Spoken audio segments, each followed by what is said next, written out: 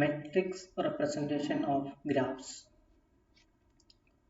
Adjacency matrix. Let G is equal to ordered by a B comma E be a single digraph in which B equal to small v1, small v2, etc. small vn, and the nodes are assumed to be ordered from v1 to vn. G ഒരു ഗ്രാഫാണ്, അതുകൊണ്ട് തന്നെ അതിന് vertex set ഉണ്ടാവും, edge set ഉണ്ടാവും. Be a simple diagram in which B is equal to v1, v2, etc. vn, and the nodes are assumed to be ordered from v1 to vn. Nodes നമ്മൾ v1, v2, etc. vn എടുത്തു തോന്നു. And n-by-n matrix A whose elements aij are given by aij is equal to 1 if vi, vj element of E. അതായത് v1 ൽ നിന്ന് vയിലോട്ട്, v1 ൽ നിന്ന് v2ലോട്ട്, അല്ലെങ്കിൽ v1 ൽ നിന്ന് vjലോട്ട് ഒരു എഡ്ജ് ഉണ്ടെങ്കിൽ അതായത് ഇങ്ങനെ pair vi, vj element of E എന്ന് പറഞ്ഞ എഡ്ജ് സെറ്റ് എന്ന് പറഞ്ഞാൽ vi യിൽ നിന്ന് vjലോട്ട് ഒരു എഡ്ജ് ഉണ്ടാവണം. അങ്ങനെ ഒരു എഡ്ജ് ഉണ്ടെങ്കിൽ എൻട്രി 1 ആയിട്ട് കൊടുക്കണം, എഡ്ജ് ഇല്ലെങ്കിൽ എൻട്രി 0 ആയിട്ട് കൊടുക്കണം. Is called the adjacency matrix of the graph G. അത് ഒരു എക്സാമ്പിൾ ഞാൻ താഴെ ചെയ്യുമ്പോൾ നമുക്ക് മനസ്സിലാവും. Recall that the adjacency matrix is the same as relation matrix or incidence matrix. അപ്പോൾ what is relation matrix or what is incidence matrix എന്ന് ചോദിച്ചാലും എഴുതേണ്ടത് ഇതേ ഡെഫിനിഷൻ തന്നെയാണ്. Any element of the adjacency matrix is either 0 or 1. നമുക്ക് കണ്ടു, ഒരു edge ഉണ്ടെങ്കിൽ 1, എഡ്ജ് ഇല്ലെങ്കിൽ 0. അപ്പോൾ എല്ലാ എലമെന്റ്സ് എൻട്രീസും ഒന്നെങ്കിൽ 0 അല്ലെങ്കിൽ 1 ആയിരിക്കും. Any matrix whose elements are either 0 or 1 is called a bit matrix or boolean matrix. അപ്പോൾ എന്താ bit matrix and boolean matrix എന്ന് പറഞ്ഞു കഴിഞ്ഞാൽ any matrix whose elements are either 0 or 1. എലമെന്റ്സിന്റെ മാട്രിക്സിന്റെ എലമെന്റ്സ് 0യോ 1ഓ മാത്രമാണെങ്കിൽ അതിന് പറഞ്ഞ പേരാണ് ബൂളിയൻ മാട്രിക്സ്. ഒരു എക്സാമ്പിൾ നോക്കാം.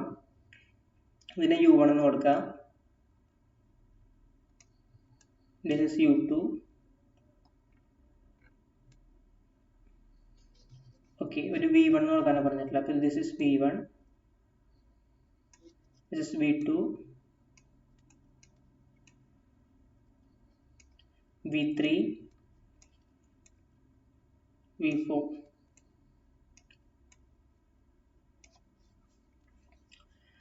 Adjacency matrix ഒക്കെ നമ്മൾ നോഡ്സിനെ അല്ലെങ്കിൽ വെർട്ടെക്സുകളെ v1, v2, v3, v4 എന്നാണ് ഓർഡർ ചെയ്തിട്ടുള്ളത്. അപ്പോൾ ഇവിടെ നോക്കാം, aij. ഞാൻ മെട്രിക്സ് എഴുതുമ്പോൾ ഇങ്ങനെയാണ്. മെട്രിക്സിലെ ഇവിടെ ഞാൻ v1 എടുത്തു, ഇവിടെ v2,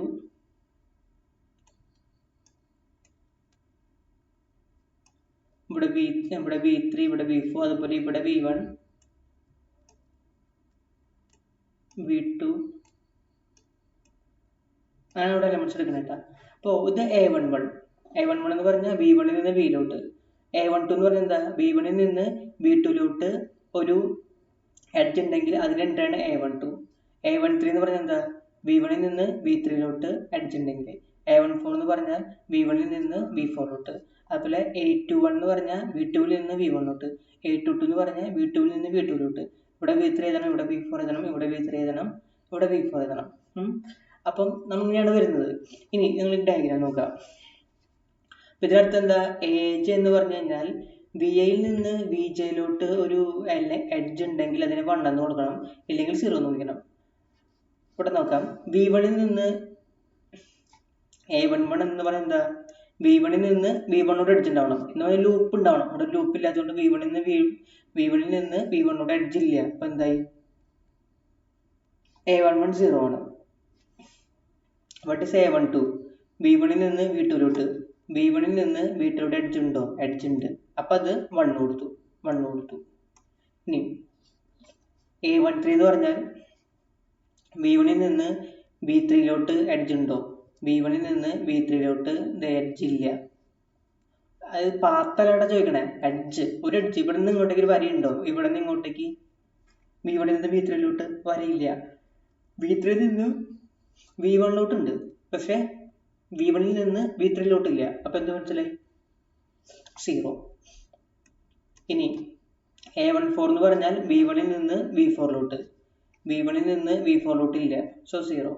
ഇനി A21 V2 നിന്ന് V1, V2 നിന്ന് V1 ഇല്ല, എഡ്ജ് ഇല്ല, അപ്പൊ 0, ഇവിടെ 0. ഇനി A22 V2 നിന്ന് V2, നോക്കി A22 ഉണ്ടെന്ന്. V2 നിന്ന് V2 എഡ്ജ് ഇല്ല, ലൂപ്പ് വേണ്ടത്, അതില്ല, 0. ദെൻ A23 V2 നിന്ന് V3, V2 നിന്ന് V3 ഇങ്ങനെ ഒരു വഴിയുണ്ട്, സോ 1. അതുപോലെ A24 എന്ന് പറഞ്ഞാൽ V2 നിന്ന് V4, V2 നിന്ന് V4 ഒരു വഴിയുണ്ട്, എഡ്ജ് ഉണ്ട്, 1. ഇങ്ങനെ A31 A32 ഇങ്ങനെ ഓരോന്ന് നോക്കുക. ഇപ്പൊ കിട്ടിയ മെട്രിക്സ് ഉണ്ടല്ലോ, ഇതിനാണ് എന്ന് പറയുന്നത് adjacency matrix or incidency matrix or incidence matrix or relation matrix എന്നൊക്കെ പറയുന്നത്. ഇത് നമുക്കൊരു കാര്യം മനസ്സിലാവും. ഇവിടെ ഇപ്പോൾ V1 V2 V3 V4 എന്നാണ് ഞാൻ കൊടുത്ത order, V1 V2 V3 V4. അതിന് പകരം V2 V3 V4 V1 എന്ന് കൊടുത്ത വേറെ മെട്രിക്സ് കിട്ടാം. അതുപോലെ V3 V4 V1 V2 എന്ന് കൊടുത്ത വേറെ മെട്രിക്സ് കിട്ടാം. അപ്പോൾ വെർട്ടെക്സിന്റെ ഓർഡർ മാറുന്നതിനനുസരിച്ച് നമുക്ക് adjacency matrix മാറിക്കൊണ്ടിരിക്കും. ഇതാണ് അടുത്ത പേജിൽ പറയുന്നത്. For a given diagram G is equal to V1, E and adjacency matrix depends upon the ordering of the elements of V. For a given diagram, an adjacency matrix depends upon the ordering of the elements of V. For different orderings of the elements, the ordering എന്നാണ്. For different orderings of the elements of V, ഇവിടെ elements എന്നാണ്, elements of V, we get different adjacency matrices of the same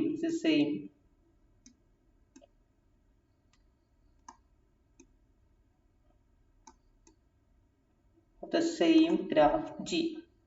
അതായത് വ്യത്യസ്തമായ ordering കൊടുക്കുമ്പോൾ വ്യത്യസ്തമായ adjacency matrixകൾ കിട്ടും. Same graph G എന്ന ഗ്രാഫിന് വ്യത്യസ്തമായ വെർട്ടെക്സ് ഓർഡറുകൾ കൊടുക്കുമ്പോൾ വ്യത്യസ്തമായ adjacency matrixകൾ കിട്ടും.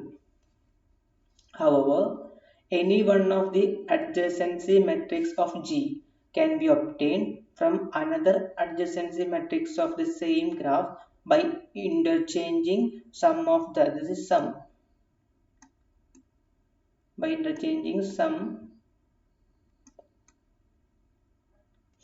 of the rows and the corresponding columns of the matrix. ഇപ്പം എന്ത് കിട്ടണം? നമുക്ക് ഒരു order V1 V2 V3 V4 എന്ന ഓർഡർ ചെയ്ത ഒരു മെട്രിക്സ് കിട്ടല്ലോ, അതിന്റെ കോളംസും റോസ് ഒക്കെ ഒന്ന് പരസ്പരം ഇന്റർചേഞ്ച് ചെയ്ത് കഴിഞ്ഞാൽ നമുക്ക് ഇന്റർചേഞ്ച് ചെയ്ത് കഴിഞ്ഞാൽ വേറെ adjacency matrixകൾ കിട്ടും. In fact, if two diagrams are such that the adjacency matrix of one can be obtained from the adjacency matrix of the other by interchanging sum of the rows and corresponding column. അതായത് if two diagrams are such that the adjacency matrix of one, ഒരു ഡയഗ്രാഫിന്റെ adjacency matrix കണ്ടുപിടിക്കാൻ പറ്റണം. എങ്ങനെ? can be obtained എവിടുന്ന്? from the adjacency matrix of the other graph. രണ്ടാമത്തെ ഒരു diagraph ഉണ്ടല്ലോ, matrix ഉണ്ടല്ലോ, രണ്ടാമത്തെ ഡയഗ്രാഫ് ഉണ്ടല്ലോ, അതിന്റെ adjacency matrixൽ നിന്ന് ചില കോളംസും റോസും ഒക്കെ മാറ്റിയിട്ട് ഒന്നാമത്തെ തന്നെ കണ്ടുപിടിക്കാൻ പറ്റിക്കഴിഞ്ഞാൽ നമുക്ക് എന്ത് പറയാം? ആ രണ്ട് ഡയഗ്രാംസും ഐസോമോർഫിക് എന്ന് പറയാം. അതായത് G1 എന്നൊരു ഡയഗ്രാഫ് ഉണ്ട്, G2 എന്നൊരു ഡയഗ്രാഫ് ഉണ്ട്. G2 adjacency matrix നമുക്കറിയാം. ആ adjacency matrixന്റെ റോസിനെയും കോളംസിനെയും ഒക്കെ ഒന്ന് പരസ്പരം മാറ്റിയിട്ട് ഒരു മെട്രിക്സ് ഉണ്ടാക്കുന്നു. ആ മെട്രിക്സ് ആണ് G1ന്റെ adjacency matrix എങ്കിൽ G1 ഉം G2 ഉം ഐസോമോർഫിക് ആണ്.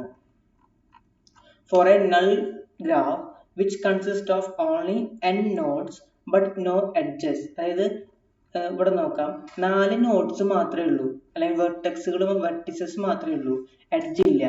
Then the adjacency matrix has all its elements 0. കാരണം എന്താ പറയണെന്ന് അറിയോ?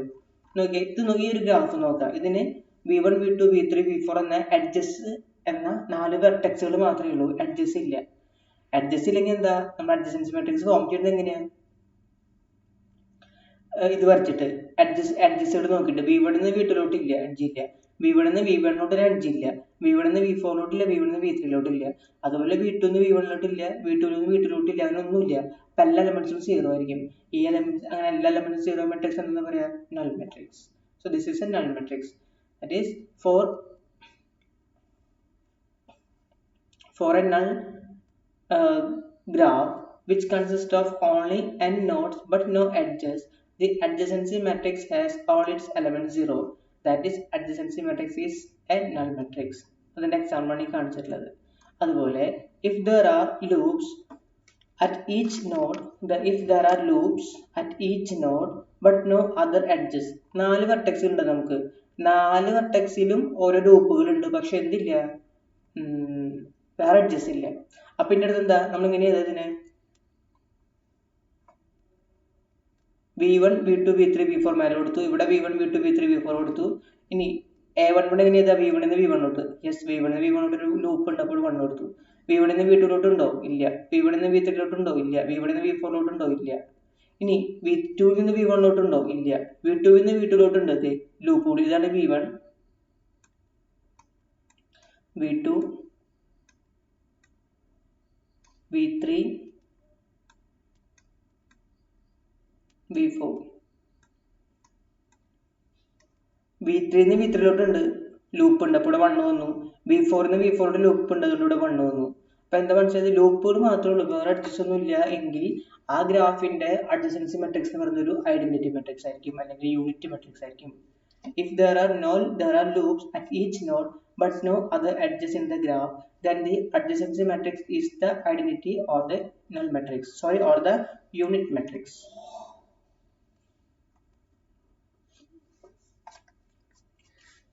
Then path matrix or reachability matrix. Let G is equal to V, E be a simple diagram in which mode V is equal to n. ഇതിന്റെ അർത്ഥം എന്താ? n vertex ഉള്ള ഒരു graph. And the nodes of G are assumed to be ordered. എന്ന് പറഞ്ഞാൽ V1 V2 V3 V4 അങ്ങനെ order ചെയ്ത് പെട്ടിട്ടുണ്ട് എന്ന് വിചാരിക്കാം notes. And n by matrix P whose elements are given by Pij, that is BAയിൽ നിന്ന് VJയിലോട്ട് ഒരു പാത്ത് ഉണ്ടെങ്കിൽ 1, ഇല്ലെങ്കിൽ 0. അതായത് അപ്പോൾ ഇവിടെ നമ്മുടെ അഡ്ജസൻസി മെട്രിക്സും പാത്ത് മെട്രിക്സും ഉള്ള വ്യത്യാസം എന്താ? അഡ്ജസൻസി മെട്രിക്സിലാണെങ്കിൽ V1 നിന്ന് V2 എഡ്ജ് വേണം, അപ്പോഴാണ് 1 കൊടുക്കുക. പാത്ത് മെട്രിക്സിൽ എന്താണെന്നറിയോ? V1 നിന്ന് V3 ഉണ്ടോ എന്ന് നോക്കിയാൽ മതി. V1 നിന്ന് V3 ഒരു പാത്ത് ഉണ്ടോ എന്ന് നോക്കാതെ V1 നിന്ന് ഇങ്ങനെ പോയി ഇങ്ങനെ ഒരു പാത്ത് ഉണ്ട്, അപ്പോൾ അവിടെ 1 കൊടുക്കണം. അതുപോലെ V1 നിന്ന് V4 പാത്ത് ഉണ്ടോ എന്ന് നോക്കണം.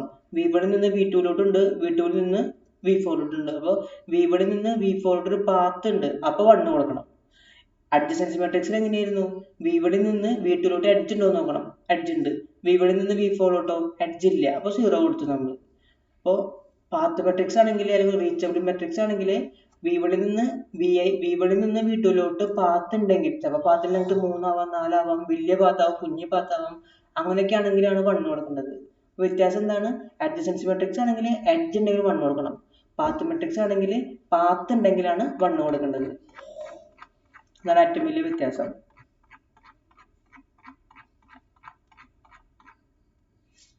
Let G is equal to V, okay. Then n by matrix P whose elements are given by Pij is equal to 1 if there exists a path from VA to VJ. VAയിൽ നിന്ന് VJയിലോട്ട് path ഉണ്ടെങ്കിൽ 1, ഇല്ലെങ്കിൽ 0, is called the path matrix or adjacency matrix of the graph G. Note that the path matrix only shows the presence or absence of at least one path between a pair of points. കണ്ടോ? Path matrix എന്തേ കാണിക്കുന്നുള്ളൂ? ഒരു വെർട്ടെക്സിൽ നിന്ന് ഇപ്പോൾ V1 നിന്ന് V2 ഒരു path ഉണ്ടോ, at least ഒരു പാത്തേലും ഉണ്ടോ എന്ന് മാത്രമേ കാണിക്കുന്നുള്ളൂ. അറ്റ്ലീസ്റ്റ് ഒരു പാത്തേലും ഉണ്ടോ എന്ന് മാത്രമേ കാണിക്കുന്നുള്ളൂ. And also the presence or absence of the cycle at any node. അതുപോലെ സൈക്കിൾ ഉണ്ടോ എന്ന് കാണിക്കുന്നു. ഇപ്പൊ V1 നിന്ന് V1 ഒരു സൈക്കിൾ ഉണ്ടോ എന്ന് മാത്രമേ കാണിക്കുന്നുള്ളൂ, പാത്ത് ഉണ്ടോ എന്ന് മാത്രമേ കാണിക്കുന്നുള്ളൂ. അല്ലാതെ ഒരിക്കലും നമുക്കൊരു ഗ്രാഫിന്റെ ഫുൾ സ്ട്രക്ചർ, അതായത് പാത്ത് മെട്രിക്സ് എന്താ വെച്ചാൽ നമുക്ക് ഒരിക്കലും ഒരു ഗ്രാഫ് വരയ്ക്കാൻ പറ്റില്ല. പക്ഷേ ഇൻസിഡൻസ് മെട്രിക്സോ അല്ലെങ്കിൽ അഡ്ജസൻസി മെട്രിക്സോ എന്ന് തന്നെ നമുക്ക് എപ്പോഴും ഒരു ഗ്രാഫ് വരയ്ക്കാൻ പറ്റും. It does not however show all the paths that may exist. അതായത് ഒരു ഗ്രാഫിൽ എക്സിസ്റ്റ് ചെയ്യാവുന്ന എല്ലാ പാത്തുകളെ കുറിച്ചും അതിൽ കാണിക്കുന്നില്ല. V1 നിന്ന് V2 പാത്ത് ഉണ്ടോ എന്ന് മാത്രമേ കാണിക്കുന്നുള്ളൂ. ഉദാഹരണത്തിന് നമുക്ക് ഗ്രാഫ് നോക്കിയാൽ മനസ്സിലാവും. V1 നിന്ന് V1 നിന്ന് V4 എന്തേ ഇങ്ങനെ ഒരു പാത്ത് ഉണ്ട്. അപ്പോൾ ഒരു 1 കൊടുത്തു. ഈ V1 നിന്ന് V4 ഇങ്ങനെയും പാത്ത് ഉണ്ട്, ഇങ്ങനെ പോയി ഇങ്ങനെ കറങ്ങി ഇങ്ങനെയും വരാം. ആ പാത്തുണ്ട്, ആ പാത്തിനെ കുറിച്ച് കാണിക്കുന്നില്ല. അതാണ് ഈ പാത്ത് മെട്രിക്സിന്റെ അല്ലെങ്കിൽ റീച്ചബിൾ മെട്രിക്സിന്റെ ഒരു പോരായ്മ എന്ന് പറയുന്നത്. അതാണ് ഈ ഒരു പോരായ്മ എവിടെ ഇല്ല, അഡ്ജസൻസി മെട്രിക്സിൽ നമുക്ക് കാണാൻ പറ്റില്ല. അതുകൊണ്ട് അഡ്ജസൻസി മെട്രിക്സ് നോക്കുമ്പോൾ നമുക്ക് എപ്പോഴും ഒരു കംപ്ലീറ്റ് ക്യാരക്ടർ കിട്ടും. It does not, however, show all the paths that may exist. In this sense, a path matrix does not give complete information about the graphs as does adjacency matrix. Adjacency matrix നൽകുന്നത് പോലെ ഒരു complete ആയിട്ടുള്ള രൂപം, ഗ്രാഫിന്റെ രൂപം നമുക്ക് path matrix നൽകുന്നില്ല. Then union of two graphs വളരെ എളുപ്പമാണ്. The union of two graphs G is equal to V1, E1 and G2 is equal to V2, E2 is another graph G written as G is equal to G1 union G2 whose vertex set V3 is equal to V1, V2 and edge set E3 is equal to E1 union E2. ഇത്രേ ഉള്ളൂ. രണ്ട് graph, ഇതൊരു graph, ഇതിന് ഞാൻ small V1 small V2 എന്ന് കൊടുത്തു. മറ്റൊരു graph ഇത്, അതിന് ഞാൻ small V3 small V4 V5 എന്ന് കൊടുത്തു. അപ്പോൾ പുതിയൊരു ഗ്രാഫ് ഉണ്ടാക്കണം, ഇതിൻ്റെ രണ്ടിന് യൂണിയൻ എടുത്ത്. അപ്പോൾ എന്താ ഉണ്ടാവുക, അതിലൊരു വെർട്ടെക്സ് സെറ്റ് ഉണ്ടാവും. ആ വെർട്ടെക്സ് സെറ്റിൽ ആരൊക്കെ ഉണ്ടാവും, V1, V2, V3, V4, V5 ഉണ്ടാവും. ഏതൊക്കെ എഡ്ജസ് ഉണ്ടാവും, ഈ എഡ്ജ് ഉണ്ടാവും, പിന്നെ ഇങ്ങനെ ഈ ഇവിടെ 3 എഡ്ജസ് ഉണ്ടെന്ന് വിചാരിക്കുക നിങ്ങൾ. അപ്പോൾ ആ പുതിയ ഗ്രാഫിൽ യൂണിയൻ ഓഫ് ടു ഗ്രാഫ്സ് ആരൊക്കെ ഉണ്ടാവും, ഇതാണ് G1, ഇതാണ് G2. യൂണിയൻ ഓഫ് ടു ഗ്രാഫ്സിൽ ആരൊക്കെ ഉണ്ടാവും, അതിൻ്റെ വെർട്ടെക്സ് സെറ്റിൽ ആരൊക്കെ ഉണ്ടാവും, V1, V2, V3, V4, V5 ഉണ്ടാവും. എഡ്ജ് സെറ്റിൽ ആരുണ്ടാവും, ഈ എഡ്ജ് ഉണ്ടാവും, ഈ എഡ്ജ് ഉണ്ടാവും, ഈ എഡ്ജ് ഉണ്ടാവും, ഈ എഡ്ജ് ഉണ്ടാവും. അപ്പോൾ രണ്ട് ഗ്രാഫിൻ്റെ യൂണിയൻ എന്ന് പറഞ്ഞു കഴിഞ്ഞാൽ അത് വേറൊരു ഗ്രാഫാണ്. ആ ഗ്രാഫിൽ, പുതിയ ഗ്രാഫിൽ മറ്റ് രണ്ട് എഡ്ജസിൻ്റെ എല്ലാ എഡ്ജസും ഉണ്ടാവും, അതിൻ്റെ ആ സെറ്റിൻ്റെ യൂണിയൻ സെറ്റിലുള്ള എല്ലാം ഉണ്ടാവും. അതുപോലെ മറ്റ് രണ്ട് ഗ്രാഫ്സിൻ്റെ വെർട്ടെക്സ് സെറ്റിലെ എല്ലാ വെർട്ടെക്സുകളും ഉണ്ടാവും എന്ന് പറഞ്ഞാൽ വെർട്ടെക്സുകളുടെ യൂണിയൻ ആയിരിക്കും ഇവിടുത്തെ വെർട്ടെക്സ് സെറ്റ്. അങ്ങനെ